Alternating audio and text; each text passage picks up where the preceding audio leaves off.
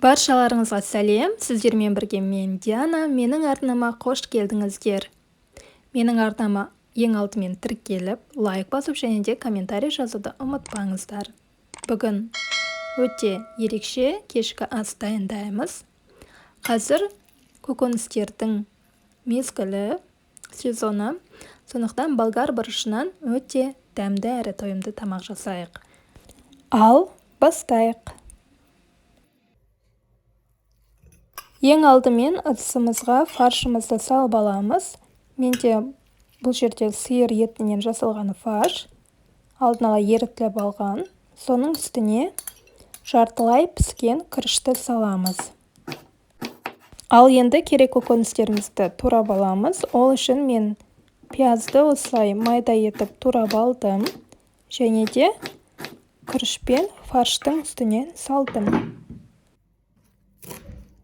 Келесі ол осындай петрушка және де зеленый лукты қосып турап алдым.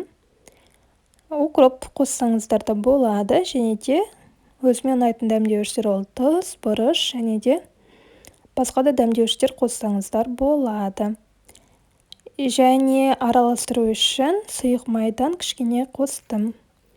Осылай қолмен жақсылап тұрып араластырып аламыз.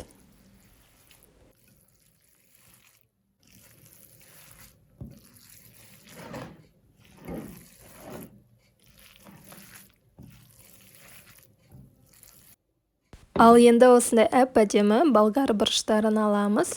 Кейбірлері тәтті бұрыш деп те атайды. Сыртын жақсылап тұрып жуып алып, ортасынан бөлеміз. Және де ішіндегі дәндерін тазалап аламыз.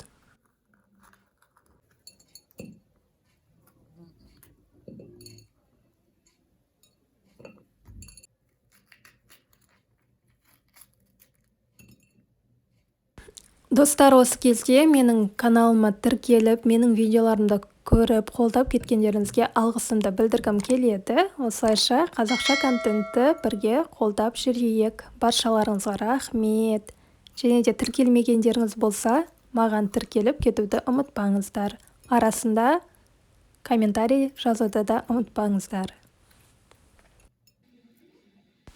Ал енді әр болгар бұрышымызға осылай қасықпен әдемілеп тұрып фаршымызды саламыз. Қатты толтырмаңыздар, қатты тығыздамаңыздар, сонда іші әдемі болып піседі.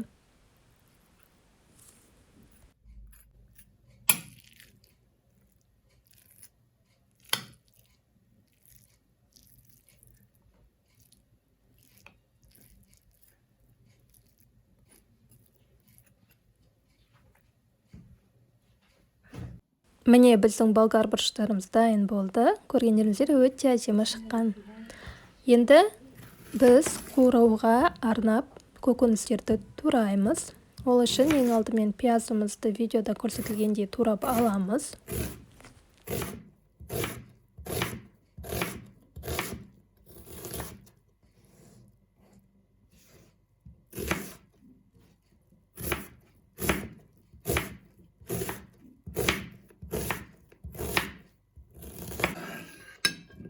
Және де осы тарелкаға салып қоямыз. Кейін сәбізімізді үккішпен өткіземіз.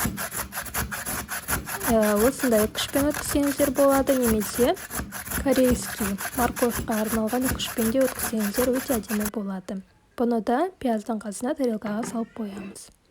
Кейін 3-4 болгар бұрышын алып, оларды 4 бұрышты етіп турап аламыз.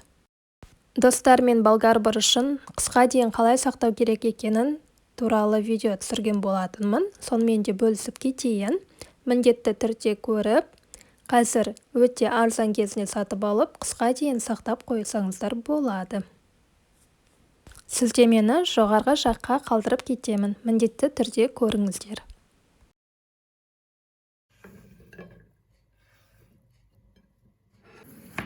Және де қызанақты да 4 бұрышты етіп турап аламыз.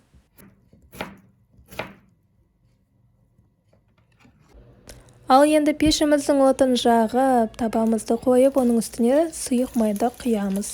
Сәл қызған соң үстіне пиязды қуырып аламыз. Және де үстінен сәбізімізді салып тағы да бір қуырып аламыз және болгар бұрышын қосып оны да араластырамыз. Кейін біз тураған қызанағымызды саламыз және де дәміне қарай тұзын және томат пастасын қоссаңыздар болады.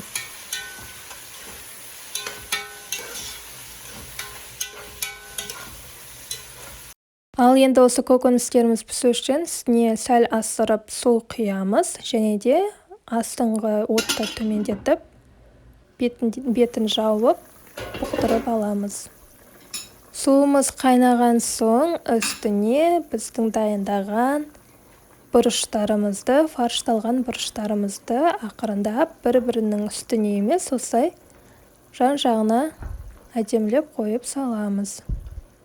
Бір-бірінің үстіне салмай, осылай егер үлкен кастрюль немесе таба алған дұрыс.